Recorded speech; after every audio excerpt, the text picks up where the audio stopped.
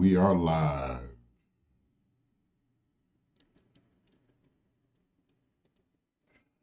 Welcome to the Leylo Show. I'm your host, Leylo.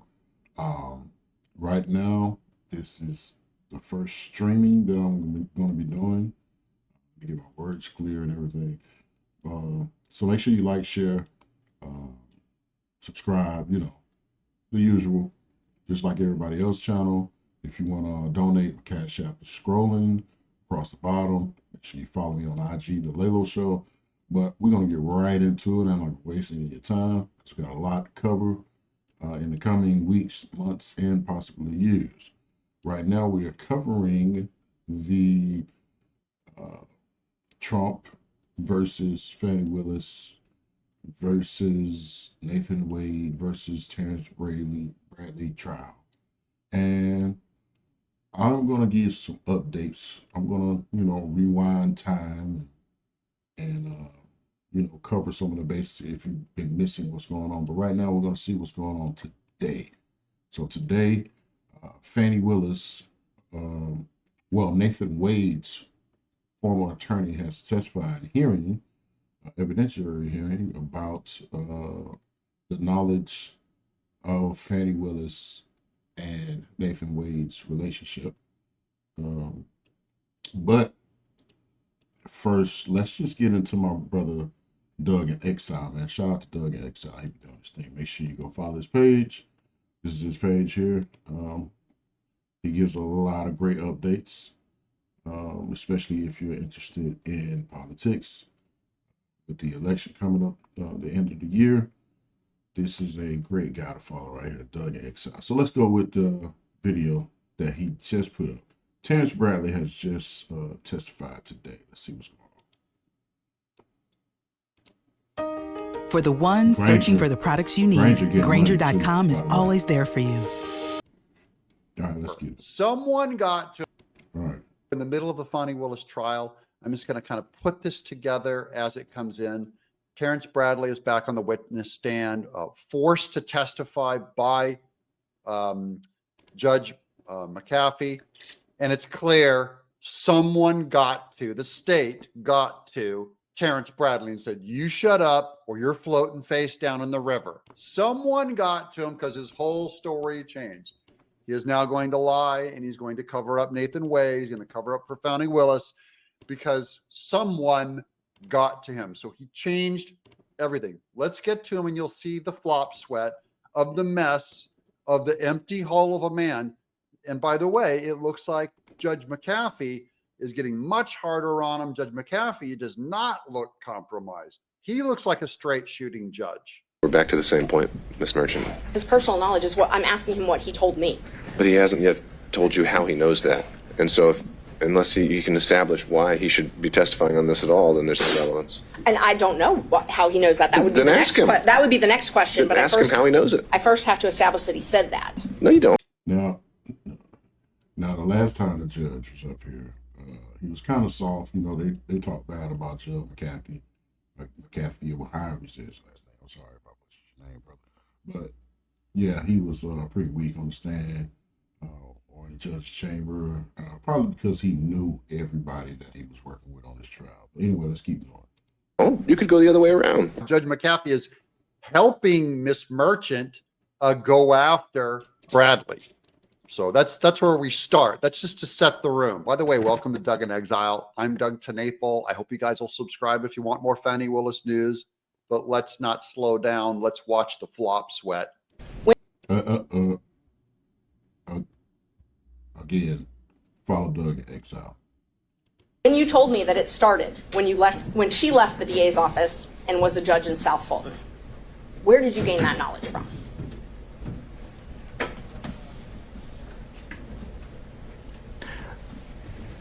Well, I'm going to object because his testimony a few minutes ago is that he did not recall making that statement. All right, I'll overrule that. Mr. Bradley, answer the question if you can. Okay, so Mr. Bradley sitting there just frozen, can't even answer.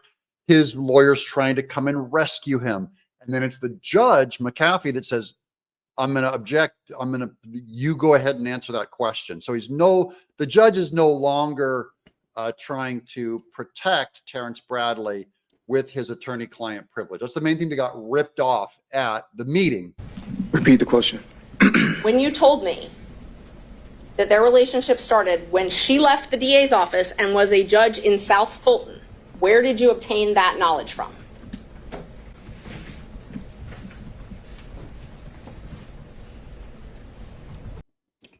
This is hilarious because he's starting to act just like Nathan Wade acted on the stand a few days ago, a week ago, and hesitating to answer. Now, I know why he's doing this, because he's trying to make sure he doesn't say the wrong thing, but he still makes himself look like a liar. So, anyway. I was speculating. Yeah, by the way, speculation is a lie. I didn't have a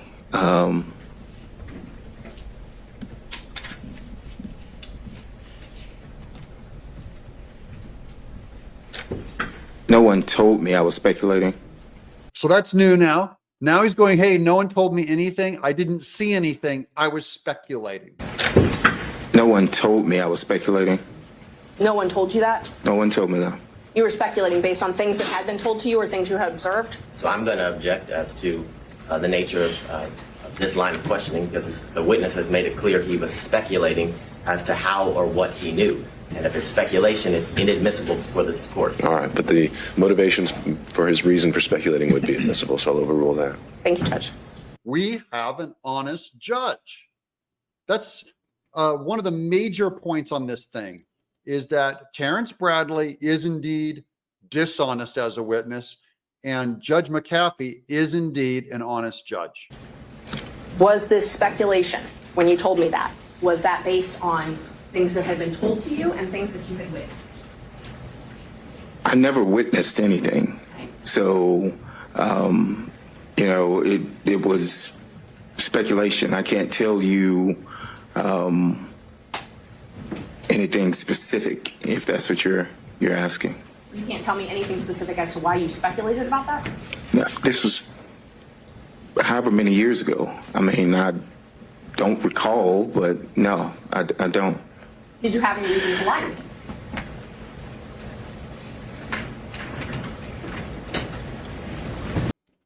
Now, at that point, when she asked that, his immediate answer should have been, no, I have no reason to lie. He just kept it at that. But unfortunately, he hesitated. That means you probably had a reason to lie. Yeah. Anyway, let's go. I don't know if speculation is lying, but... Oh, yeah, it's lying, and you're lying. By the way, I told you, speculation is a lie. That's what basic meaning of speculation is lying. Let's keep it going. he keeps looking over her shoulder back at his lawyers. They're giving him some kind of hand signal, and that's going to be confronted by Merchant in just a minute. Let's keep going. Well, let me just show me where in this text it says you're speculating. You didn't ask me if I was speculating or guessing. I didn't ask you, but tell me if it says anywhere here that No, this is speculation. If this is the same one that you just showed me, it does not. And you're welcome if you need to look at your text. Is there anywhere in here that indicates that you didn't have knowledge of the speculation? So she's setting up a kind of making the case in the negative. Look at this piece of paper. Back when you gave us the testimony that you knew that Nathan Wade and her had a relationship before they were supposed to. Did you ever tell us you were speculating? No. Your Honor, I'm going to object. The line of questioning Your Honor directed counsel to explore is where he got the knowledge. He's explored that. He said it's speculation, and he didn't get it from any source other than his own speculation. She is pissed off.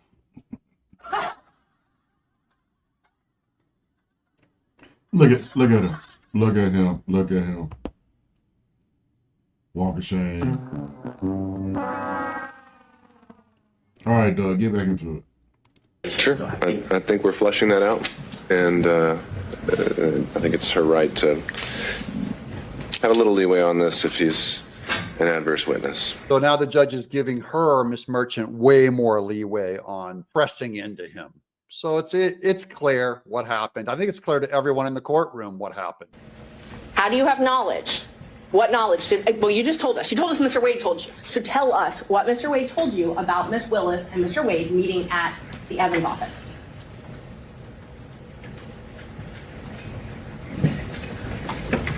Objection, Your Honor. Privilege. This clearly covers the time after December 2018 that would be covered by the privilege. Yeah, overruled. Overruled again. Judge McAfee is on them now. This is not looking good for Fani Willis. Okay, so if you don't know what overruled and sustained mean, when an attorney or a defense team objects to something, overruled, when the judge says overruled, that means he's not going with what you're saying. Whatever the attorney is trying to object to, he's going to keep going. But a sustained means that the attorney or prosecutor is right in what they're saying, and they need to redirect their questions or conversation. All right, let's keep going. He's on to this whole thing being corrupt now.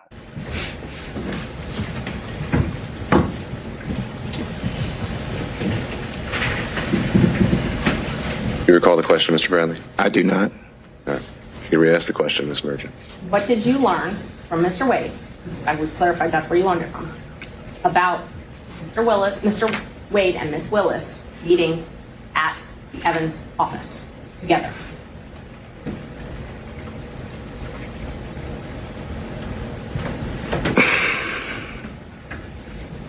I don't object to asked and answered. He's testified that He hasn't answered. We haven't heard an answer. He testified he had one conversation with Mr. Wade in the back of his law office. No, and his answer may change. So Tip him overruled. off as to how to answer the question.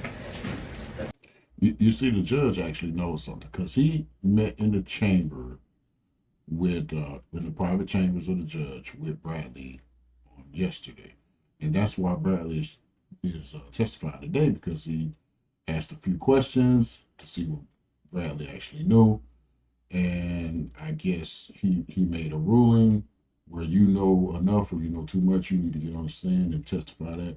So the judge is actually trying to see what he's going to say on the stand because he actually knows the truth. All right, let's get back to it. I can't recall what the conversation was. I do recall knowing that he would go down to the office or had been down to the office, but I can't tell you in what capacity or when or any of that. No. Mr. Wade told you that they had sex at that office, is that correct? I don't recall him stating that, no. So now he's changing his testimony, right on this, and McAfee knows it. The judge can see right now that this is a corrupt witness, and I think he may just go, you know what? You're not going to help Fani Willis, and you're not going to help Nathan Wade on this one, because guess what? Now I smell a rat. You don't recall it. No. So it's possible he did. Yeah, see, he's already read it, so I don't know why he's fighting now, because you've already put Nathan Wade and Fani Willis on, in a compromised position. So with the things you've already testified, so you might as well go on and finish the move, You did say that. You just don't remember one way or another? I do not remember him saying that. I've never seen someone sigh so hard about not remembering his friend Nathan did not say that he had sex with Fani Willis. He looks just torn in half. The most nervous guy ever. Now here's Miss Merchant saying, I just want you to notice that suddenly Terrence Bradley, in a terrifying way, keeps looking back at these lawyers to make sure that he's not doing something wrong. And Judge, I just want for the record, because sometimes the record doesn't reflect where people are looking, and that when I ask a question, Mr. Bradley is looking at Mr. Wade and his lawyer to wait for them to object, and they're clearly interacting somehow in the court. So I just want the record to reflect that, because it wouldn't otherwise. I just wanted to give you guys a flavor of the courtroom today. This does not look good for Fani Willis. That makes this a huge win for Trump.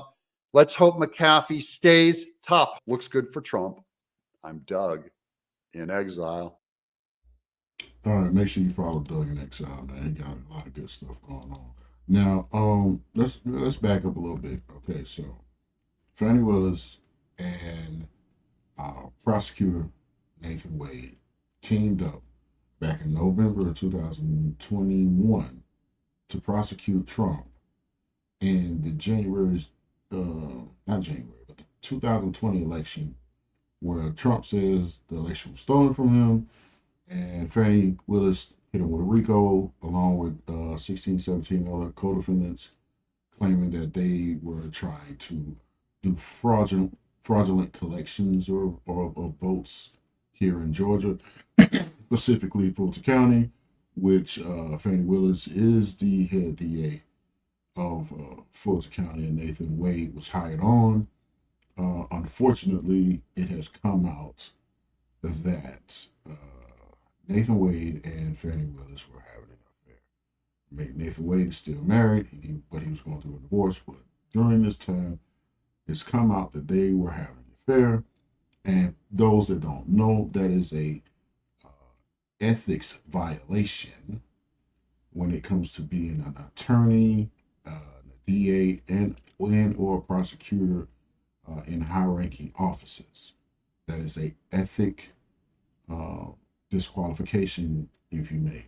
Now, it doesn't mean that anybody cares about them having an affair or whatever. What it means is that if you are having an affair and you trying to put somebody like Trump on trial, you should let the judge know this is bar code. This is the Bar Association rule.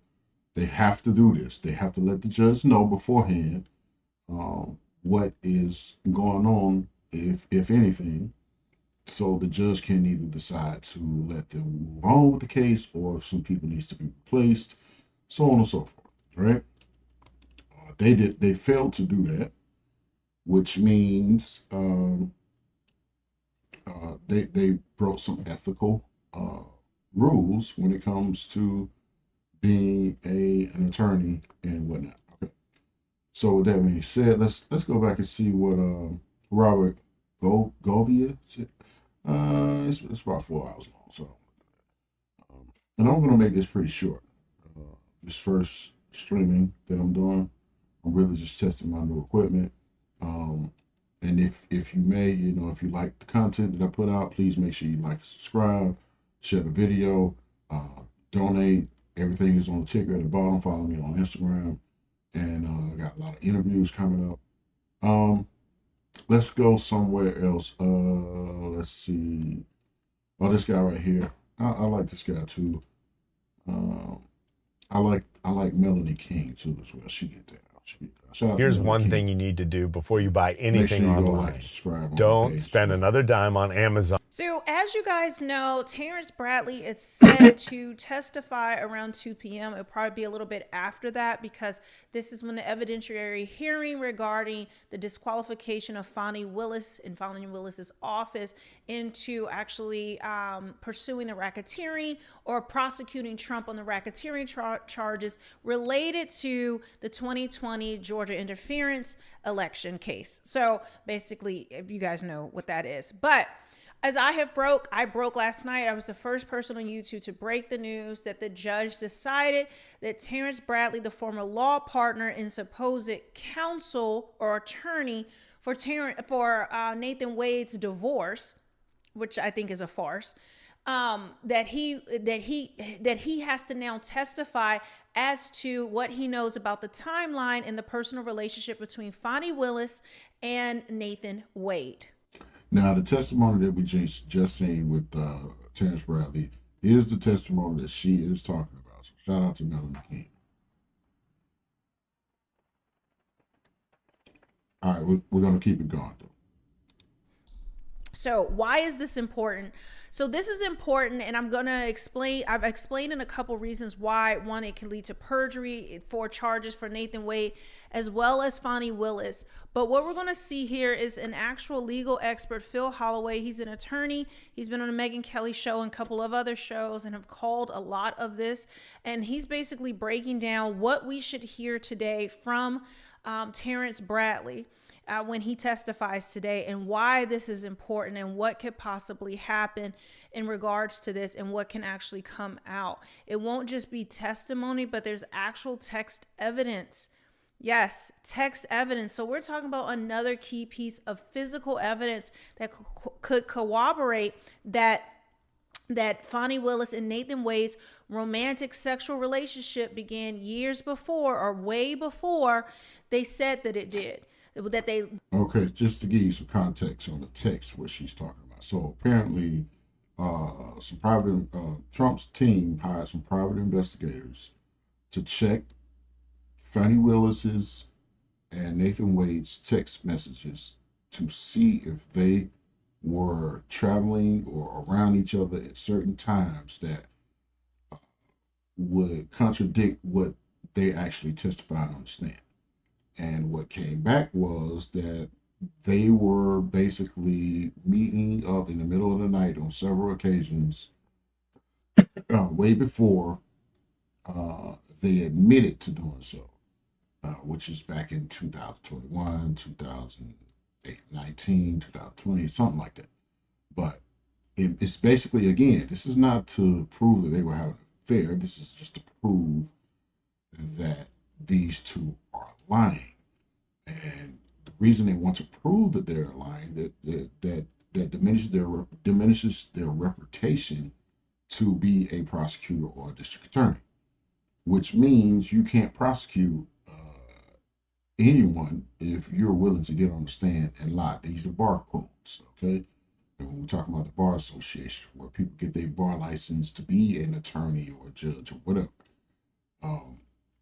Yeah, so if it's against ethic code. So if you're proven to be a liar, we all know they all lie.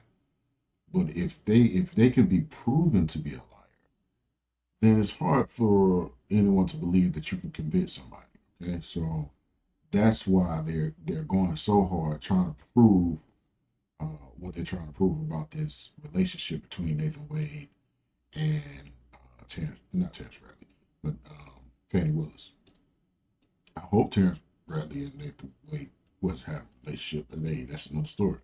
That they swore an oath, that they swore in court. They gave a date which was between February and April of 2022. They swore in an affidavit and they swore an oath before the court that's when their sexual relationship began. But cell phone data records, cell tower records data, cell tower records actually show that was a lie. And now we've already had one witness, Ms. Purdy, who is Fani Willis's former friend since college and used to work in the DA's office with her, that testified and said, no, their relationship didn't begin in it didn't begin in February, April of 2022. It began in October 2019. And I saw it, and she told me, and that romantic relationship continued well into the time that they actually, that he actually was hired, and well after that.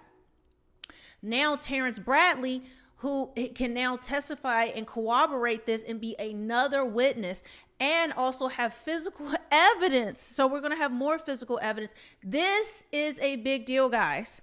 This is a big deal. This isn't just about her personal life. We're talking about collusion. We're talking about high levels of corruption in the DA's office in Fulton County. And on top of that, there's several other whistleblowers and other things going on outside of this case. Okay, so I like how they use the term whistleblowers now. You know, whistleblowers is the new word for snitching. But anyway, carry on. Case that is going on with the Fulton County DA's office. It's just a mess down there in Atlanta, a hot mess. But let's get into what. By the way, I am in Atlanta, for those who don't know, born and raised. Phil Holloway, the legal expert, has to say. The state had an obligation to protect at all costs the fundamental fairness in the process and to avoid even, this is the key, even the appearance of impropriety regarding the state's motives or the district attorney's personal or financial incentives in prosecuting the case. So that means it's basically, it's against the ethic code to even have the appearance of being in a relationship. Meaning, it doesn't mean that you don't have to be, or you can't, but you can't allow it to be seen, basically. you have to move in silence, what they say. And apparently, Nathan Wade and Fani Willis didn't follow the rules on that. So, but it goes on to say, but the state did not do that. So, guys, a lot of what you're not realizing, a lot of people are not realizing, it's just the appearance of impropriety, just the appearance of it. And whatever side of the aisle you land on, you have to admit the appearance of impropriety has been well established. I mean, and now that we're going to have this testimony, we have the physical evidence. This is beyond just the appearance. Now we're actually seeing this play out in real time. We have hard evidence that this happened. Even though they want to deny it, that it was accused, it was the accusation, it was an investigation to see whether there was anything there. And now that they have poked the bear, you can see that all of these things are coming out. All of this evidence, all of this eyewitness testimony is coming forth. And that's what we're going to see with Terrence Bradley today. Okay, so we already saw some of Terrence Bradley's testimony for today. So I'm going to go back a little bit more. Let's head over to, actually, let's go to, matter of fact, I shot this video right here. Someone on better, y'all go check it out. I shot that video. Let's go back over here to Doug in Exile. All right, let's hit this page again. Because like I said, he's been covering this a whole lot. And I want to go back in time a little bit, you know, to kind of get y'all a refresher memory on some of the things that were happening before, you know, this Terrence Bradley evidentiary hearing. So we gotta get y'all up to speed. And it's gonna take a few videos to do that. Let's start kind of towards the beginning of what's really going on, so people can have an understanding. Okay, so wait a minute. Whoa, what we got here? Fani Willis had 2 communications with Biden at the White House. Follow Doug and For the ones searching for the products you need, Grainger.com is always there for you.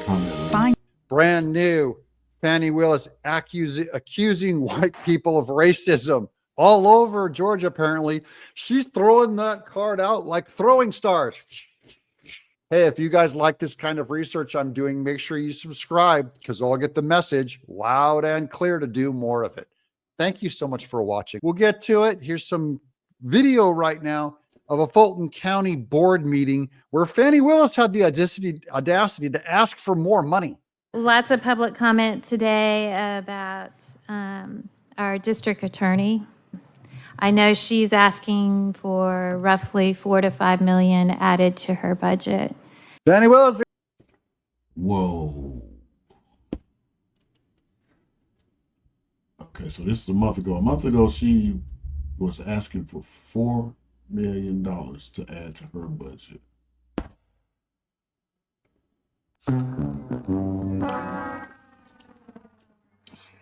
Apparently, she didn't get it.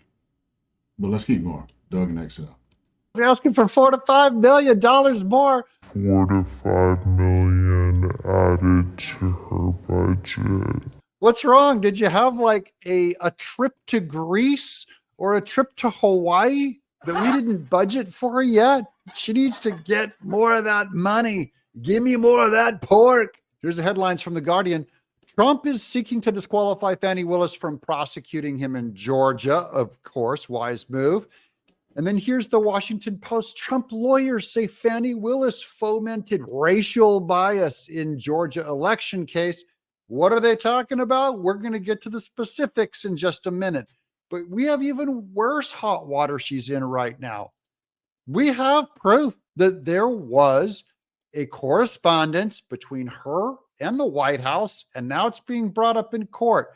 Here's Julie Kelly's tweet. New during a hearing today for Jeff Clark in Fani Willis's RICO case, the DA office admitted to receiving 2 letters from the Biden White House counsel. So they talked. Judge wants both letters filed under seal for on-camera review in his chambers. Okay, on-camera review actually means that he's going to see these people in their chambers, and they're going to talk, and he's going to find out what needs to be done from there. But let's fast forward a little bit, okay? Or maybe back up a little bit. When was Fani Willis on the stand when it comes to Doug and Exile?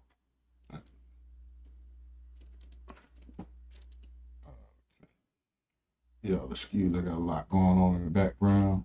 Hold on, let me see. I'm looking for a particular video. I'll know when I got the video. Once I, here we go. Prosecutors in the state senate goes out to DA, prosecutor oversight bill, even worse. She lied on the oath. Okay, let's see what this is about.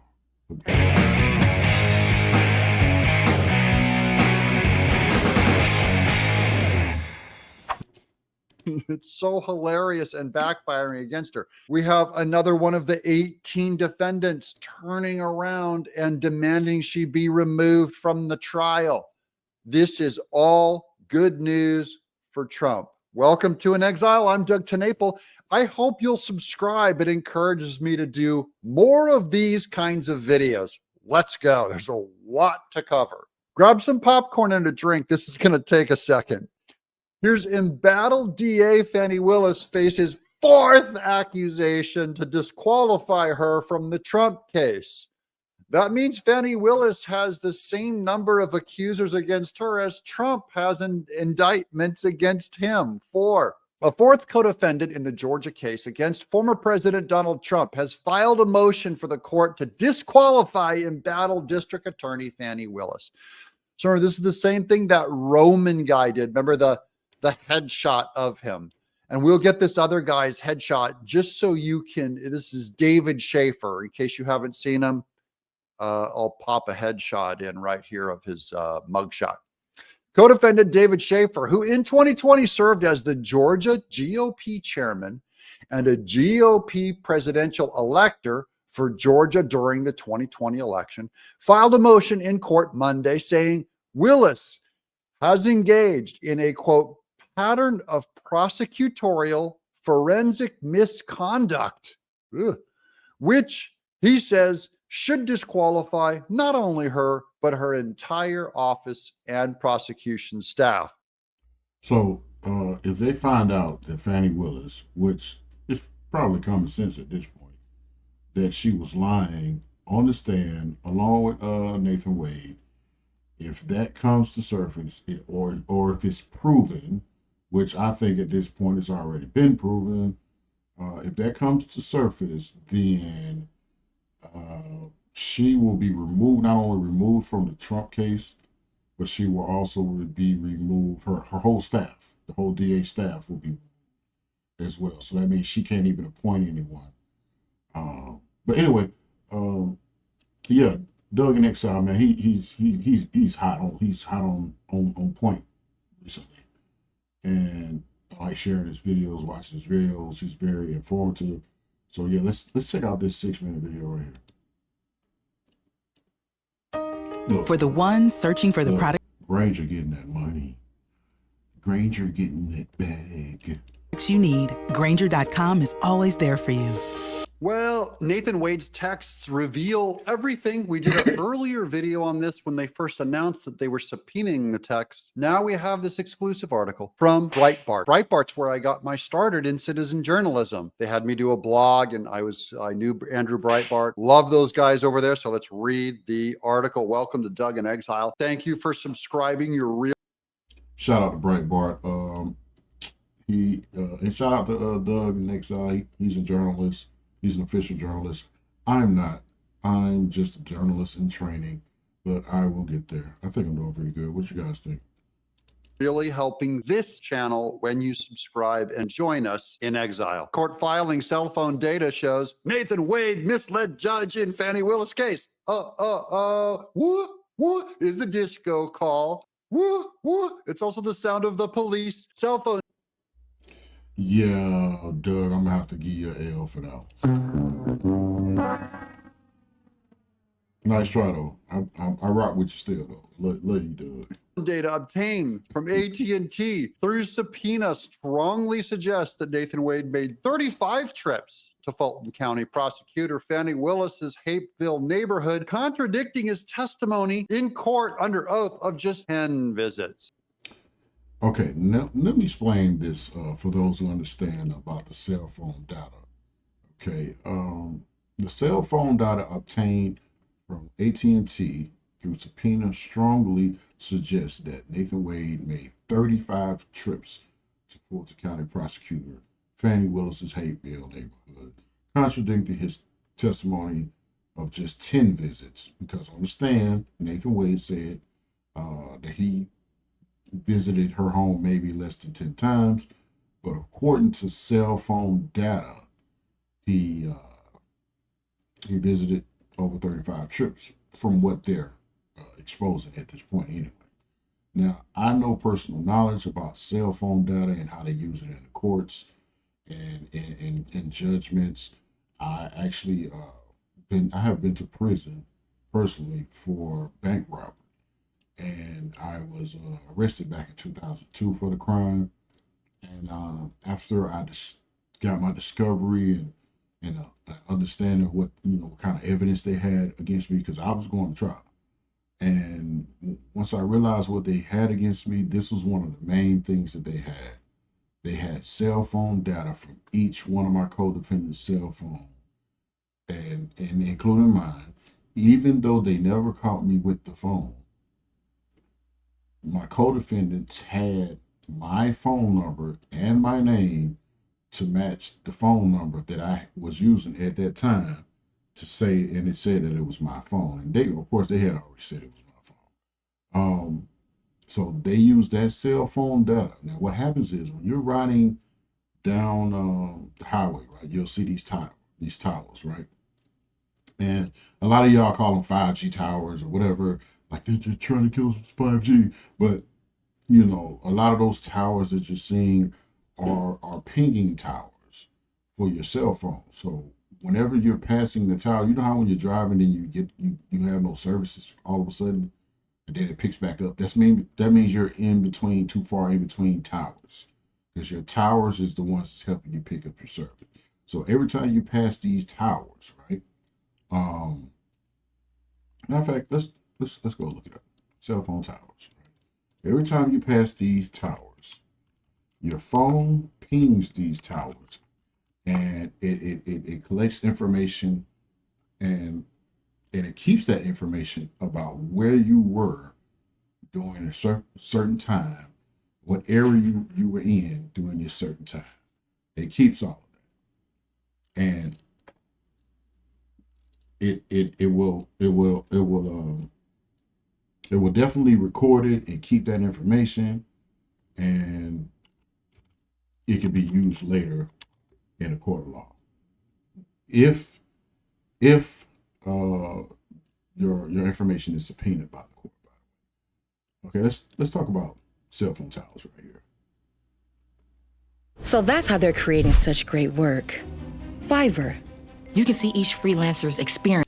That mobile phone in your hand is a stunning piece of technology that's almost completely useless without a network to power it. When you're at home or in the office, that's taken care of by Wi-Fi.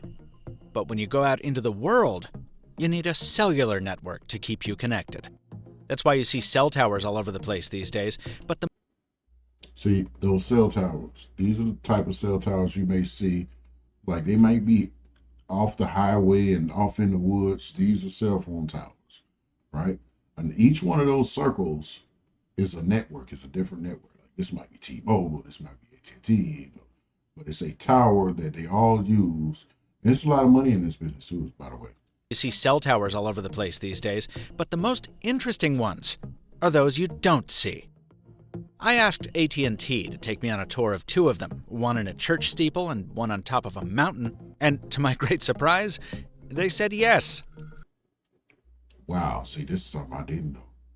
They actually have cell phone towers on top of churches and on top of mountains that look like this. Wow, interesting. I'm Michael Fisher.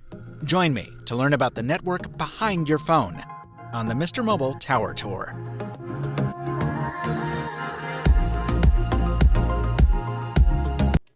across the parlor and past the pews in the meeting house. But when you head up into the attic, you find more cables than any church should need. It's nothing to... Wow, does anybody know any churches that has a cell phone tower inside of the church? Look at this. You got wires going all through the church for your cell phones. Wow. Nefarious, though, these are the conduits feeding the cell tower, or more properly, the cell site hidden up above, obscured in the steeple itself to preserve Duxbury's bucolic landscape. Now, back in the Tartarian Empire, right? I don't know if you guys know anything about the Tartarian Empire, but we will cover this on the Leylo show soon. But back in the Tartarian Empire, these towers were used for other things like energy, free energy. But we're going to get into that too. Let's continue. To preserve Duxbury's bucolic landscape. We follow the cables up some narrow stairs, and I do mean narrow. The hard hat isn't just for looks. And we come to the bell tower. Yes, the bell is real, and yes, it still works. There it is. Not the first bell I've heard. Now, we're pretty high above the ground at this point, but not quite far enough up to be optimal for the kind of coverage this site needs. So it's up an even smaller ladder to the base of the steeple itself. This is where the magic happens. Magic you can hear on the audio feed here. That's the sound of one of the camera's poorly shielded components reacting to the radio frequency energy up here. Wow, I bet it's very radioactive up there. A lot of radio frequency, a lot of cars going by catching this cell phone tower energy. This could be dangerous for those workers up there. They could actually literally catch cancer just by being up there too long. Let's keep going. And while that might sound scary, it's actually safe. The workers who have to come up here to service the equipment are safe because they follow strict procedures, and the people down below in the church are safe for two reasons. The first is called the oil rig effect. The antennas up on the steeple aren't pointed straight down, but outward, which makes sense if you think about it. The second reason is something called the inverse square law. See, radio frequency energy drops off with distance, and it does it fast. Up here in the steeple, I'm standing about 10 feet from... Okay, so now that we have an understanding about what a cell phone tower is, just know that those cell phone towers, they collect your data from your cell phone.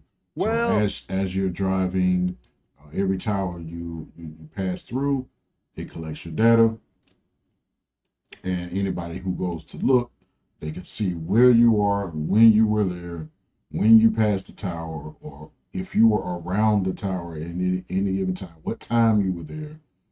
Yeah, it could pretty much show everything. So that's how the attorneys for Trump are presenting their case, that trying to prove that these two were lying, because they testified that they've never were intimate during certain dates, which is perjury, which is illegal, which is a felony, which requires jail time. Yeah, so let's go back a little bit more and cover some more Fani Willis news, especially when she testified. Now, this is a big one.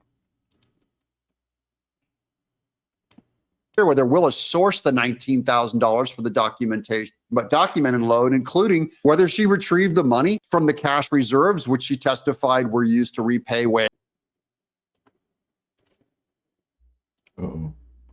I don't know what's going on here. Oh, I need to start over in there. For the ones searching for the products you need, Granger's getting money. Granger is getting money. Shout out to Granger. Granger.com is always there for you. Put over $8,500 stuffed in her mattress at home. It's weird because now the Democrats are taking a second look at Fani Willis instead of just reflexively covering up for her. Now the journalists are coming out and taking a look, and what they're seeing is dirty. We have an article from the Georgia Star News, and we're just bringing you the truth.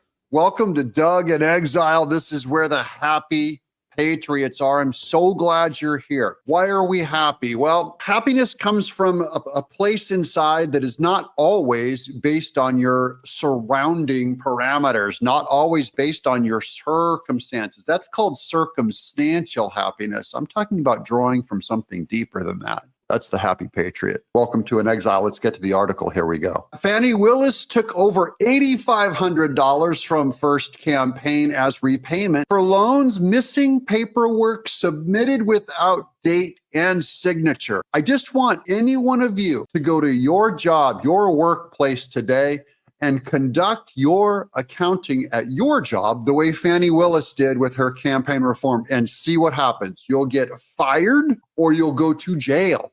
And that's all I'm saying is Fani Willis should be treated the same as all of us would. Those are facts. Shout out to Doug in Exile. Those are facts. You could not run a cash register at an Arby's the way that Fani Willis runs her campaign in Georgia without getting fired, thrown in jail, no signature, no receipt, no accounting, no official accounting. Here we go. Fulton County District Attorney Fani Willis claimed during her Thursday testimony at the hearing to disqualify her from the Georgia election case against President Donald Trump that she took a significant amount of cash from her first election and used it to replenish her physical cash reserves. Willis claimed to use the physical cash to repay her former lover, Special Prosecutor Nathan Wade, for luxurious vacations. I just want to set this picture. Remember, Fani Willis, this is the highest professional in her category of district attorney to a point that this is the person that they sent after Trump. This is the person. And then she hired Nathan Wade, the most competent lawyer who's also a DJ on the side for Fani Willis's DJ business, by the way. That's the DJ thing is an inside joke.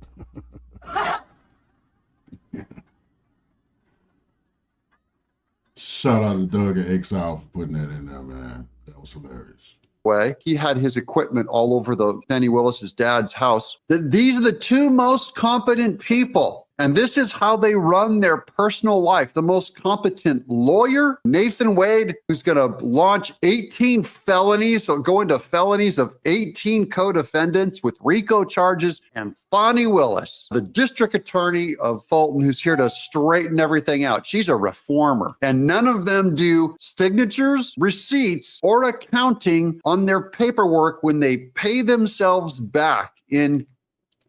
Now keep in mind, Fani Willis is the district attorney who put together the RICO case for Young Thug and YSL record label. Keep that in mind because that will resurface and I will speak on that in a later video. So keep that in mind.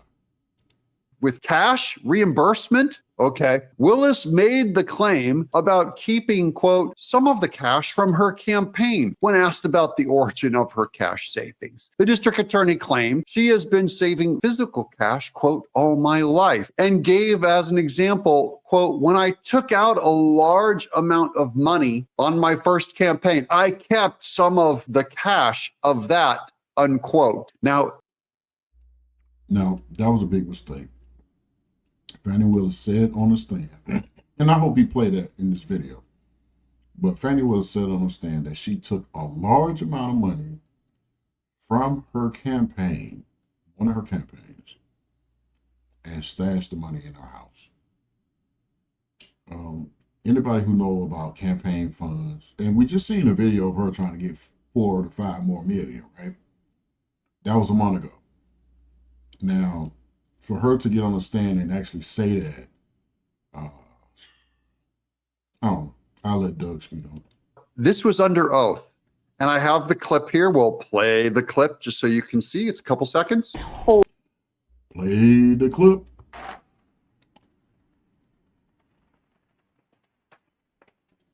Whole life. When I took out a large amount of money on my first campaign, I kept some of the cash of that. Like, to tell you.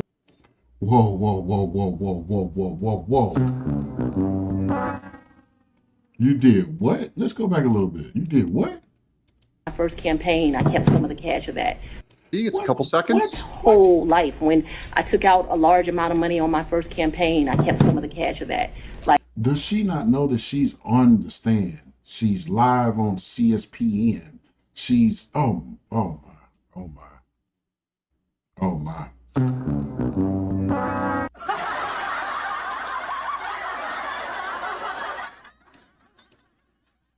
Let's keep it going. Like, to tell you, I just have cash in my house. I don't have as much today. Can you imagine the judge is going, wait a minute, did you just say that out loud? Did you just say that under oath? She goes, oh, yeah, all my life, I took out a large amount of money from my first campaign and I kept some of that. It's like, it's hard to believe that she actually said that, because as a DA, now we all know they all steal money. We all know they all be corrupt at some point in time. They're doing something illegal at some point in time. But they're lawyers, attorneys, DAs, prosecutors, so they know the laws and the rules on how to move and how to move their money and what not to say and what you can say and so on and so forth. They know this stuff. So for her to get up there and just actually just reveal her secrets for no reason, nobody even asked her that. It's just dumbfounding to me. But anyway, let's keep moving. That's the thumbnail. I kept some of the cash for myself. Some of that, I kept it. That breaches campaign finance reform. And look, the Democrats at the actual Georgia Star News are starting to catch up. The district attorney also testified on Thursday that she lost $50,000 in that election, which she admitted left her broke toward the end of 2018. That goes to her motive on why she want to replenish her dough. Now let's talk about the motive of replenishing your dough. Now, one thing I noticed, like when I was arrested back in 2002 for bank robbery, the first thing that they did was like they went and asked friends and family about my life, to collect information. And one of the main questions were, was he hurting for money? Right? Which I was. If you look back in 2002, there was actual recession going on. Jeezy actually had an album coming out called Recession. And, people were just, it was wild. It was a wild time. People doing whatever to get money. And unfortunately, I made a mistake myself. But that was one of their tactics or techniques to collect information. And they use it as a motive to do things to get money. So me robbing a bank, I can't say that, hey, I make $100,000 a year, so why would I rob a bank? If they can prove that I was actually hurting for money, and when people hurt for money, they do weird things, strange things, and I was one of them. And that's one of the reasons they caught me up. So they're doing the same thing here with Fani, which she just said she lost $50,000 in the campaign, and then all of a sudden now she's taking campaign funds, putting it in her house. You should be ashamed of yourself, Fani. Let's go. With some Trump money, Trump case money. Willis apparently referred to her 2018 campaign to become a superior court judge in the Atlanta Judicial Circuit, which she lost in a runoff election held on July 24th back in 2018. On May 15th of 2018, a report suggests Willis loaned her campaign $19,000. However, the document, titled a 2-business-day report was the title, is required to be submitted within 2 days of any transaction of more than $1,000 received by the candidate, and it was not loaned your campaign $19,000. That don't even sound legit. You have a campaign that raises funds and you loan your own campaign $19,000 that you will use for your campaign. First of all, where did the $19,000 come from? Let's start there. Not received by Georgia election staff until June 13th of 2018. That's a month late. The document itself was additionally submitted without a date or a signature, so who knows? Close enough. These people submitted without a date or signature, so that means they don't even know where that money came from. And they probably don't know where it went either.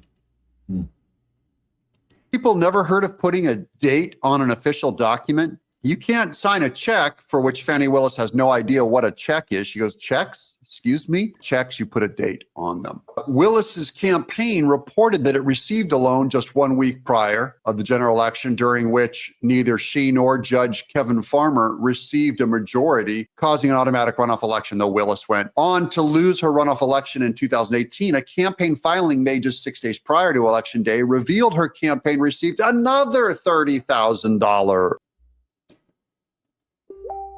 She got another $30,000. Wow, that's a total of $49,000, $50,000. So she got her $50K back.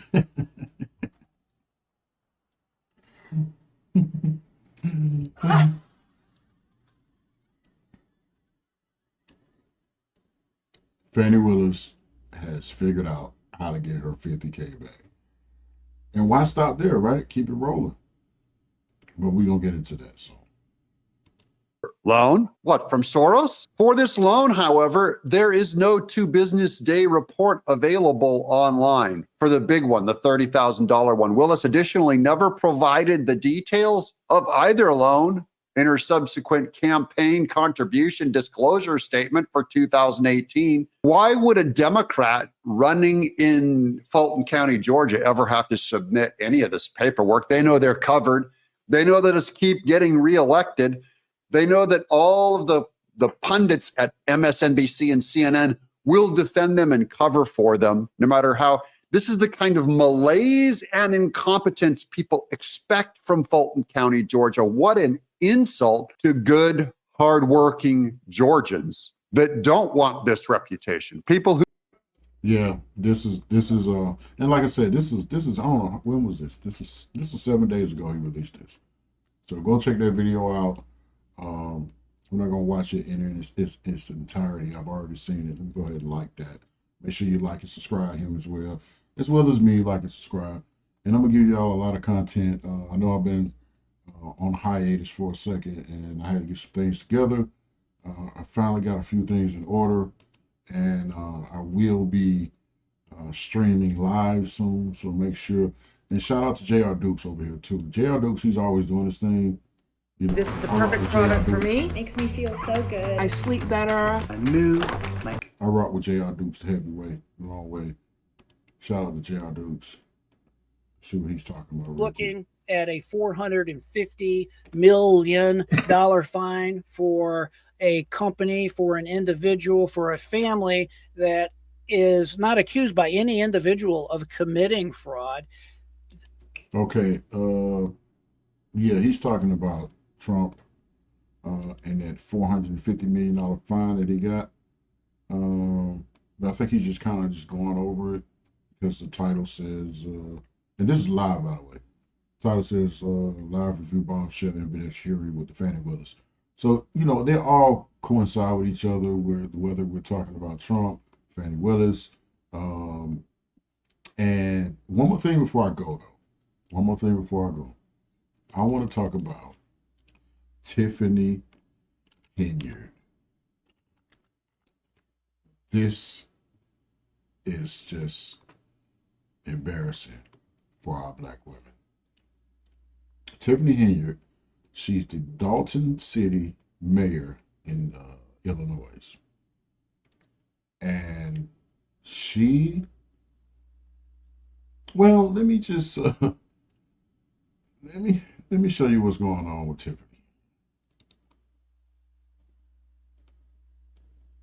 Granger's getting that money again. Granger's getting that money. Find high quality. What's good, everybody? It's your boy, O'Shea Duke Jackson, back at it again with another episode of The Celebrity Junk. Dima, Inspector Gadget music! So guys, it looks like it's the beginning of the end of Mayor Tiffany Hendyard. More videos keep coming out about her. More news reports are coming out about her. And like I said, if it was anybody else, she'd probably just resign. But stop the show. This isn't anybody else. This is Tiffany Hendyard, aka Super Mayor.